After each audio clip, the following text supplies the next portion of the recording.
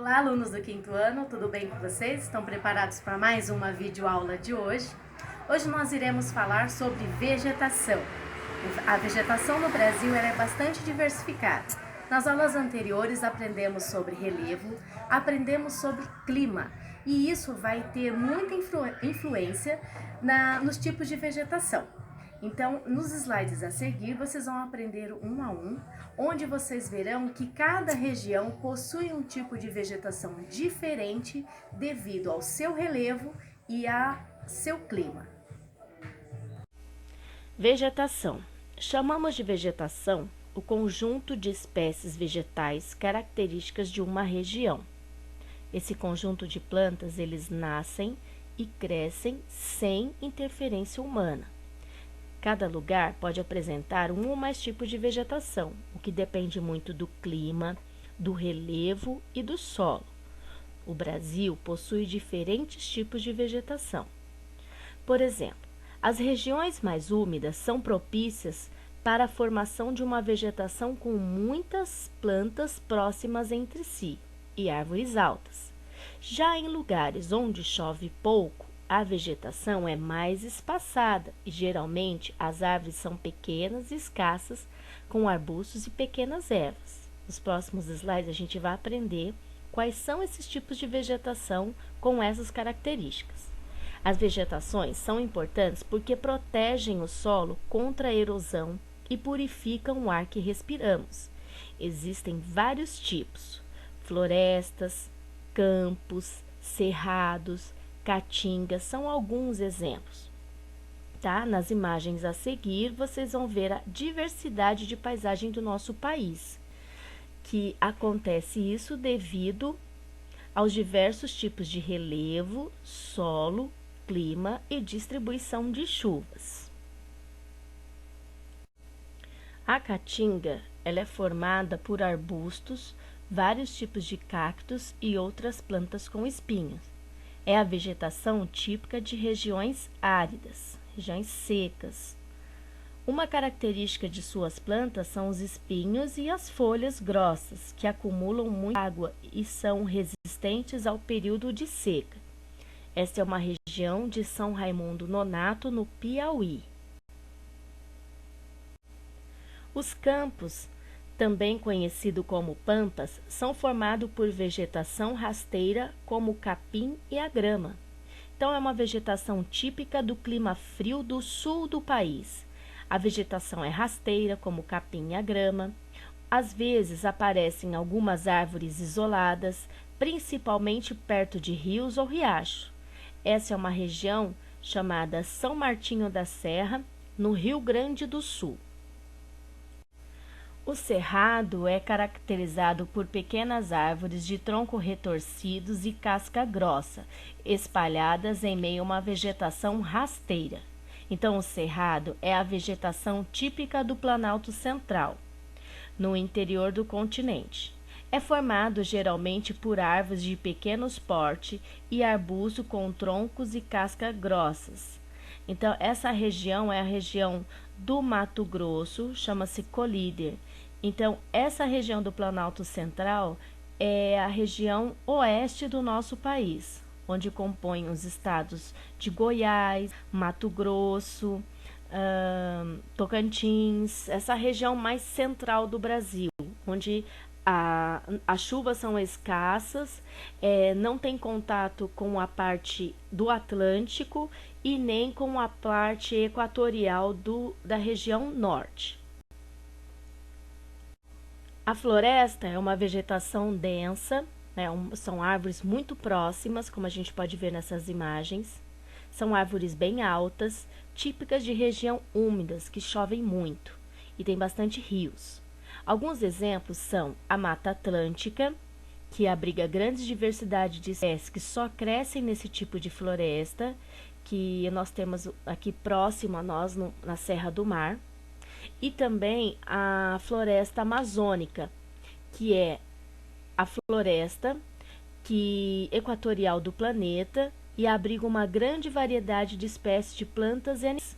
Então, esses exemplos, da Mata Atlântica e da floresta amazônica estão nesta foto acima, que foi tirada em Novo Airão, no Amazonas. O Pantanal ele conta com um mosaico de vegetações, quer dizer, que existe um pouco de cada coisa, especialmente campos e florestas, que podem ser inundados por causa das cheias dos rios. Tem uma variedade enorme de espécies de vegetais. Muitas vezes assim acontece um grande período de seca, então você vai ver assim uma grande quantidade de campos. Ou pode ter um grande período de cheias, onde apenas algumas árvores irão aparecer. A quantidade de espécies dessa região, de animais, de vegetais, também é bem grande. O Pantanal ele é rico nessa variedade, composta de espécies e uma mistura de floresta, cerrado e campo. A vegetação litorânea é o que se estende ao longo do litoral, tá? Toda a região de próxima ao mar, né, região de praia, que contorna todo o nosso litoral, que é banhado pelo Oceano Atlântico. É a vegetação das praias. Nelas encontramos os mangues, que florescem em áreas de contato entre rios e mares, onde há uma abundância de matéria orgânica e águas calmas. Essa vegetação litorânea também é formada pelas restingas, pelos manguezais, certo? E nós temos também outros tipos de vegetação que nós vamos conhecer no próximo slide. Essas imagens vão mostrar para vocês os diferentes tipos de vegetação que existem no nosso país. A Mata dos Cocais é uma floresta de transição que fica entre a formação vegetal da floresta amazônica, do cerrado e da caatinga. Então, ela vai unir essas três regiões e formar a Mata dos Cocais. A caatinga é formada, então, por arbustos, vários tipos de cactos e outras plantas com espinhos. Então, essa é a característica da caatinga. A característica principal da vegetação litorânea é aquela formada por restingas e manguezais. A característica do cerrado é formada por pequenas árvores de tronco retorcido, casca grossa, espalhados em meio a uma vegetação rasteira. A vegetação pantaneira ela é rica, composta de vegetais, espécies vegetais e uma mistura de floresta, cerrado e campo. Então, a vegetação pantaneira.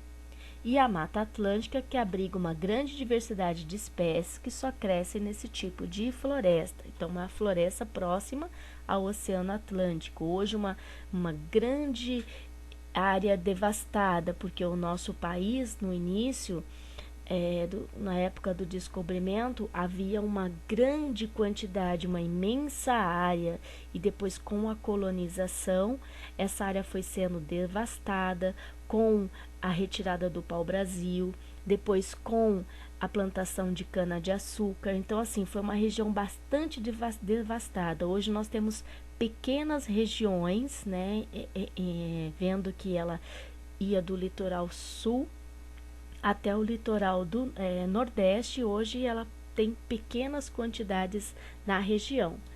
Então, essa Mata Atlântica, hoje ela esteve quase extinta, né? Mas ainda existem algumas espécies próximas a nós aqui na Serra do Mar, é uma região de Mata Atlântica, bem? A floresta amazônica é a maior floresta equatorial do planeta e ela abriga uma grande variedade de espécies de plantas e animais. A Mata das Araucárias ou Mata dos Pinhais é típica da região sul, onde há chuvas bem distribuídas durante o ano e temperaturas são bem baixas. Ela tem esse nome de Mata dos Pinhais por causa das árvores de araucária que produzem um pinhão. A gente pode ver algumas espécies dessas árvores aqui na região de Santo Antônio do Pinhal, Campos do Jordão, existem algumas espécies. No sul é onde vai haver uma mata de araucária, porém essa mata de araucária está também bastante devastada por causa dessa mudança de clima então faz com que essa região esteja diminuindo e sendo quase extinta. E a gente pode ter apenas algumas espécies dessas árvores, já não é mais uma mata, já não é mais uma grande área que poderia existir. Os campos também são conhecidos como pampas no sul.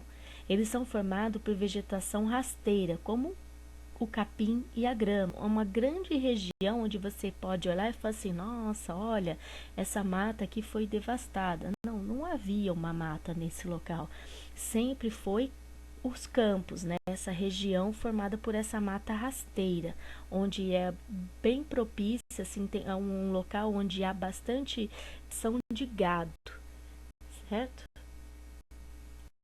Para continuar os estudos da aula de hoje, façam a leitura da apostila e também realize as atividades que estão na página 364. Na descrição desse vídeo também irei colocar algumas atividades para fixar o aprendizado de hoje. Lembrando que quando nós retornarmos às aulas, iremos fazer novamente a revisão de todo esse conteúdo para que não tenha nenhuma dúvida em relação a relevo, clima, vegetação, para que a gente possa finalizar esse conteúdo. Então, até a próxima aula!